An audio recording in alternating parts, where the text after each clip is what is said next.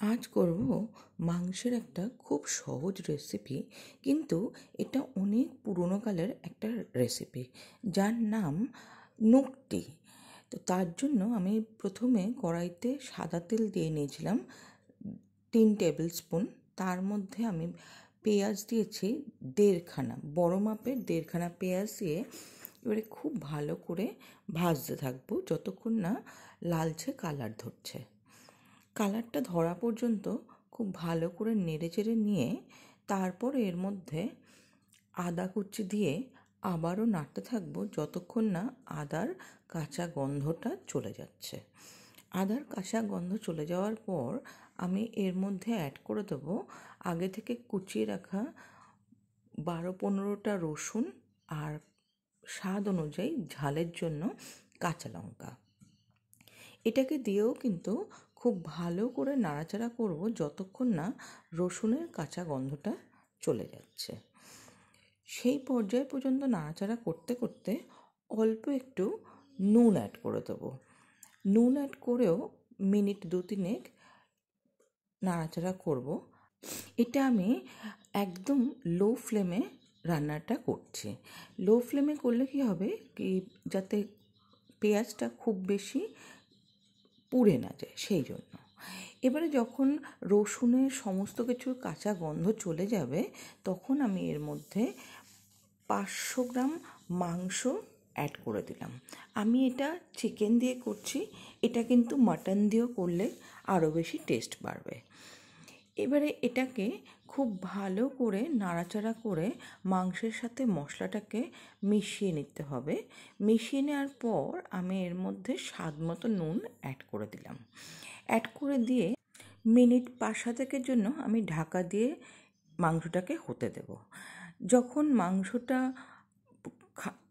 5-7 minute পর আমি ঢাকনাটাকে উঠিয়ে অল্প একটু হলুদ দিয়ে আবার নাড়াচাড়া করে ঢাকা দিয়ে রেখে দিয়ে আবারও 10 মিনিটের জন্য রেখে দিলে পরে হাই ফ্লেমে ওটা থেকে মাংসটা থেকে কিন্তু খুব ভালোভাবে জল রিলিজ করবে। এবারে যখন জল রিলিজ করবে তখন কিন্তু আমি এটাকে হাই ফ্লেমেই রাখবো আর এটাকে ভালো করে কষাতে থাকবো।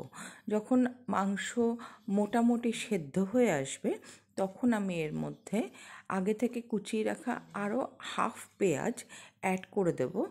দিয়ে এবার এটাকে সামান্য লো ফ্লেমে করে খুব ভালো করে নাড়াচাড়া করতে থাকবো এই পেঁয়াজটা যতক্ষণ না মাংসের সাথে খুব ভালো করে মিশে যাচ্ছে। এটা করতে ম্যাক্সিমাম হয়তো 10-15 মিনিট সময় লাগবে।